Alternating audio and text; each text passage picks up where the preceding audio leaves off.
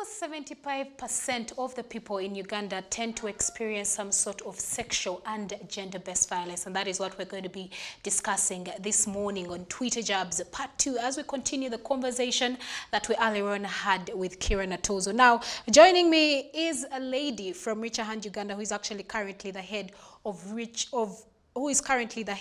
of youth engagement at Reach a Hand Uganda. Good morning and thank you for joining us today on Sunrise at Sea. Please tell us your name and a few things about you. Well, good morning, Shivan, and everybody watching. My name is Frances, and I work with Reach a Hand Uganda as the head of youth engagement, but I'm also very passionate about young people. You know, young people are the today, they are the tomorrow, and they are the future. So we need to have a lot of conversations around young people. We need to be able to focus on issues affecting young people. I'm very excited to have this conversation today. I'm actually excited that you are the head of youth engagement at Reach a Hand Uganda. It's very important that young people are at the forefront of all this. Now, before we dive into this conversation, someone watching us this morning might not even understand what sexual and gender-based violence is. What is it all about?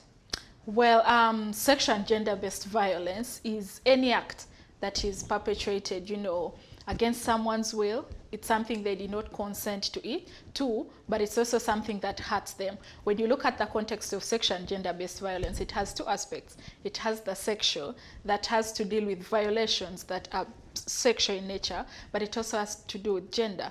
That is violations based on, you know, somebody being male or female, but also violations because of gender norms, gender perpetrated kind of incidences. So really it's just as simple to any young person watching, something done to you that you didn't consent to, you did not give the will, and it's something that hurts you.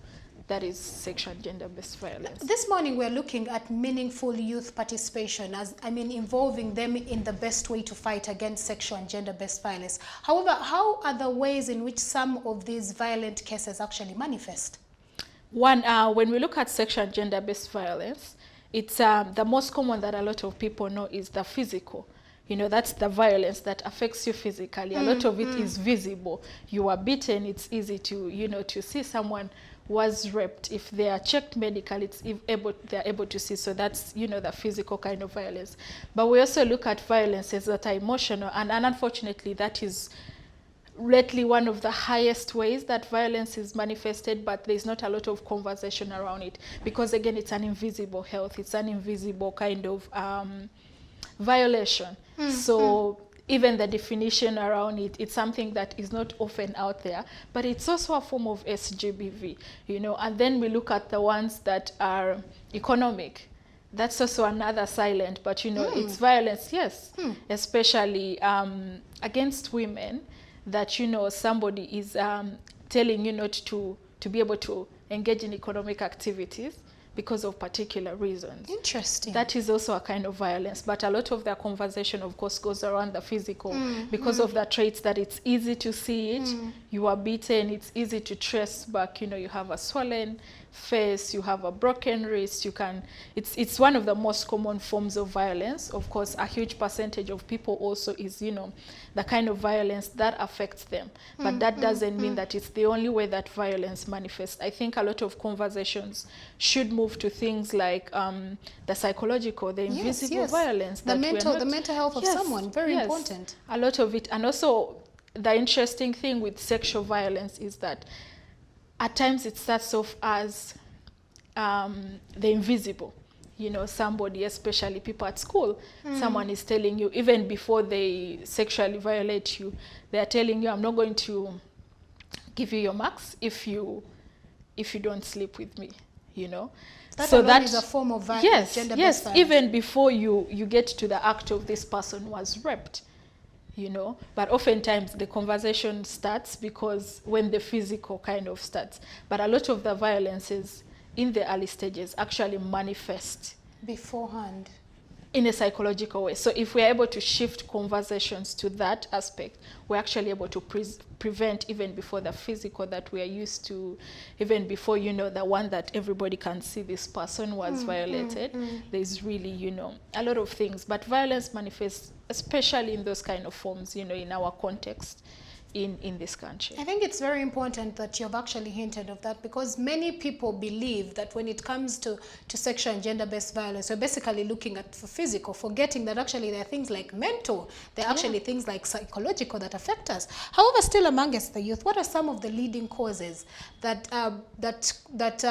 give fire or fuel gender-based violence?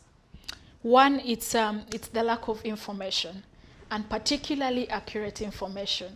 We are in an era whereby, you know, toxic, both masculinity and feminism. People have the idea that, you know, you have to be extreme to a certain space. So when we have that kind of information out and we don't have the correct information countering that, the narrative then becomes that every young person growing starts to take the other narrative. For example, you know, the men, there are communities where they believe that, you know, you have, for you to show that you are a man, you need to beat a woman, you need to kind of show your power, you know, your masculinity, that you can overpower somebody. So when we don't have information countering that to tell young people that, you know, you can be as powerful, you can be a very great person, nothing defines you related to violence. So I think the really leading cause is information. Of course, again, when we come to the gender stereotypes, you know, naturally people think women are a weaker sex.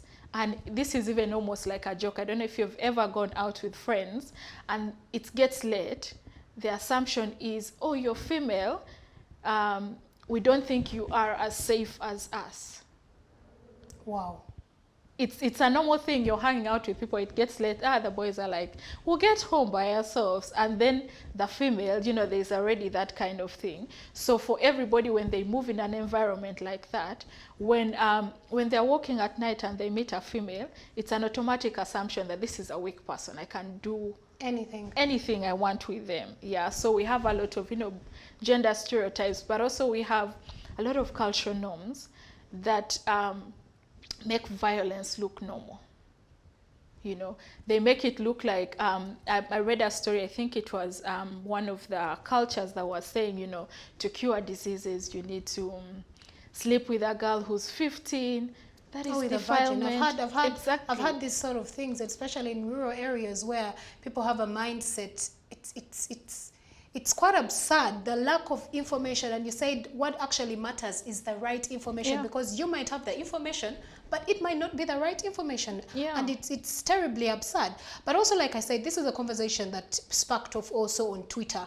And there is a tweet that was posted by @Joan Chemtai, if we could actually have that running on your screen. And she was replying to Sehad Uganda and 7 others. And she said, as a young person, I propose we concentrate on the boy child, mostly besides he has been left and he's the one causing havoc. Girls have been empowered to a smaller extent, and I think we need to concentrate on both sex. And then my question would be, don't you think we have done so much to empower the girl child and the women out there that we have actually left the male people who seem to be the perpetrators of these crimes?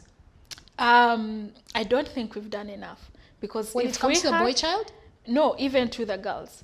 Because if we had done enough, the statistics would be different. Say otherwise. Just look at the annual crime report that, you know, Uganda police released for last year. Violence against young girls actually increased by 3.8%. So we cannot say we are doing enough when the numbers are saying otherwise. You know, we can't say we are doing enough when, you know, every day in the media we see stories of teenage pregnancy. The interesting thing with those stories, people focus on other things without knowing that teenage pregnancy in itself is sexual violence, because this, for someone teenager below the age of 18, that is defilement. You know, they're not able to consent. So as long as we see these conversations, we cannot say we are doing enough.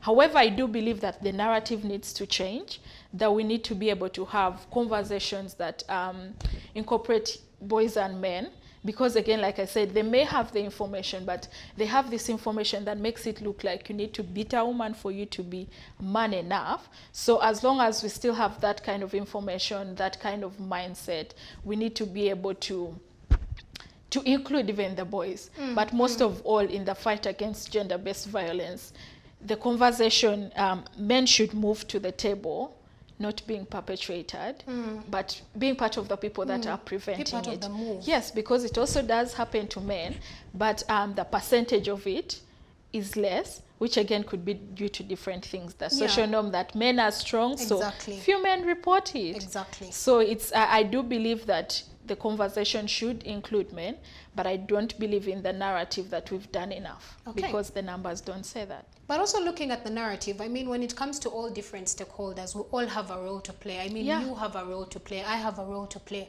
but also the government of Uganda has to play. And I mean, let's take a look at the government. Ugandan laws on gender-based violence have been called ineffective. Others have said they have not yet been properly passed. Would you say that most of them are addressing aspects against gender-based violence? When we look at the law in Uganda, it addresses piecemeal. Which I again think is one of the reasons why we still have gender-based violence going on, because it addresses specific aspects. You know, when you look at the Penal Code, Article 128, it specifically speaks about rape for women.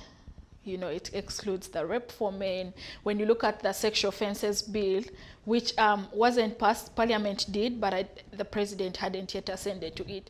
It speaks about sexual offences, but the saddest thing is that it doesn't define consent. And yet in the beginning, when you look at sexual and gender-based violence, its entire existence is based on will, which is consent. So if we don't have laws that are very clear on consent, that clear cut, but also addresses sexual and gender-based violence in whole. You know, when you look at a lot of the laws, it's around defilement and rape. So they are not specific to target a particular vice, because then a man or a woman would come up and say that I am married to you, I have every right to have sex with you, but if I have not consented to it, then you're violating me. Rape. But the law is clear on only the two. So that's almost the definition that has, that's why you see even conversations that if a woman beyond 18 comes and says they were raped, the feeling around it is like, rape should be for, you know, people below 18. I think you're an adult, you know, you know what you're doing. Yeah. So the laws, a lot of it is not clear, especially on consent. Okay. And yet everything should be an understanding of this is black and white on consent, and this is how we can move forward. Because again, it guides the justice actors to be able to respond to these cases. But even when people take cases to police and they know that the law doesn't define this for me, I can do it next time, because I can use that law as a way for me to just repeat it again. You're not clear, I'll use it to my advantage and use your loopholes. Interesting. So finally, as we wrap up this conversation, looking especially at, I mean, useful participation when it comes to the youth being involved in sexual and gender-based violence, how best can we actually encourage them to be lookouts of these things that are happening and even know their rights? One, I think every young person should know, it's a conversation they need to engage in. Whether you're male or female, sexual and gender-based violence is an issue for everybody. But the best way for you to be involved is make yourself knowledgeable. Because one, if you're knowledgeable, you're able to prevent this violence from yourself, but also you're able to not be a perpetrator for it, because you have clear definitions of it. But also you're able to be an active participant in the process. You're able to understand the referral pathways. You're able to know how to help somebody who's looking for that support. You're able to hold your community leaders accountable. You're able to hold the people in government, the people in ministry, your religious leaders, the cultural leaders. When you have the information and understanding of sexual and gender-based violence, you're really able to put yourself in a place that you participate actively, you know, in the fight and to prevent sexual and gender-based violence. So it really comes down to how much do you know about the topic, because you can't hold someone accountable if you do not know what it's about. You cannot help someone. You can't even know that you're perpetuating it if you know, because a lot of people can violate people and feel like, and they don't even know. Yes, they're like, what, you know? But again, ignorance shouldn't be a thing that we fall for. So young people, for you to participate, you really need to educate yourself. You need to understand sexual and gender-based violence. Ultimately, that's the way for us to all get engaged. Well, thank you so much for being a part of this conversation. Thank you for giving us very useful insight when it comes to sexual and gender-based violence today on Sunrise at Sea. Thank you for having me. Well, that winds up the conversation that we had today on Twitter Jabs. However, just a word of advice, especially when it goes to the youth, women and men out there. It is very important for you to know your rights. It's very important for you to know when you're being violated. And above all, it is very important that you speak out. Do not be afraid. Talk to a trusted friend, talk to a parent, talk to a sister, name it. You just need to always say something, especially when you feel like you're being violated or when you're in harm's way. But that wraps up the conversation. Up next is Kieran Atozo with something very interesting on the lifestyle, beauty and wellness segment. Don't blink.